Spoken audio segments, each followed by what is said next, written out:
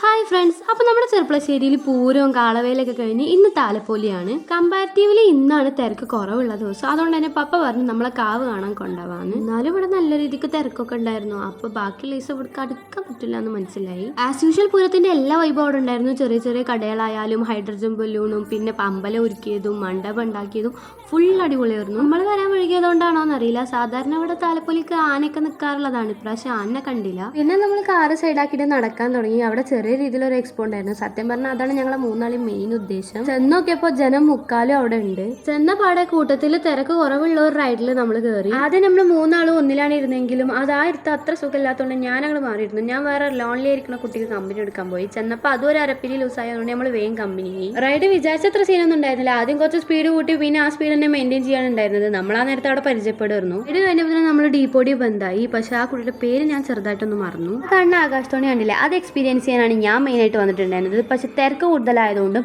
ഇത് സൺഡേ വരെ ഉള്ളതുകൊണ്ട് പപ്പ പറഞ്ഞു നമുക്ക് വേറെ ദിവസം വരാന്ന്. ഇൻഷാ അല്ലാഹ് വരുന്നുണ്ടാവും. പിന്നെ കാവ്യ വന്നിട്ട് ഒന്നും വാങ്ങാതെ പോരാൻ പറ്റില്ലല്ലോ. ഞാൻ ഈ കാണുന്ന ജുംക്കിയും അതുപോലെ ഉമ്മാനെ ഹാപ്പി ആക്കാൻ നമ്മൾ ഈ ഏറുപടക്കവും വാങ്ങി. പിന്നെ ഓ ഹാപ്പിയായി. പിന്നെ നമ്മൾ അവിടുന്ന് കരിമ്പ് ജ്യൂസ് വാങ്ങി. ഓനക്ക് പിന്നെ ഗണ്ണും മാലയും കിട്ടിയ പിന്നെ വയറെന്ന് പറഞ്ഞ കണക്കാണ്. അത് കഴിഞ്ഞ് നമ്മൾ പിന്നെ നേരെ വീട്ടിൽ പോന്നു. അപ്പോൾ ഇന്നത്തെ വീഡിയോ ഇത്രയുള്ള ഇഷ്ടം എന്തായാലും ലൈക്ക് ചെയ്യുക, ഷെയർ ചെയ്യുക, സബ്സ്ക്രൈബ് ചെയ്യുക. നിങ്ങളവിടുത്തെ പൂരവും കളവേലൊക്കെ എങ്ങനെ ഉണ്ടായിരുന്നു എന്ന് പറയാം. അപ്പോൾ അടുത്തൊരു വീഡിയോ ആയിട്ട് കാണാം. ടാറ്റാ.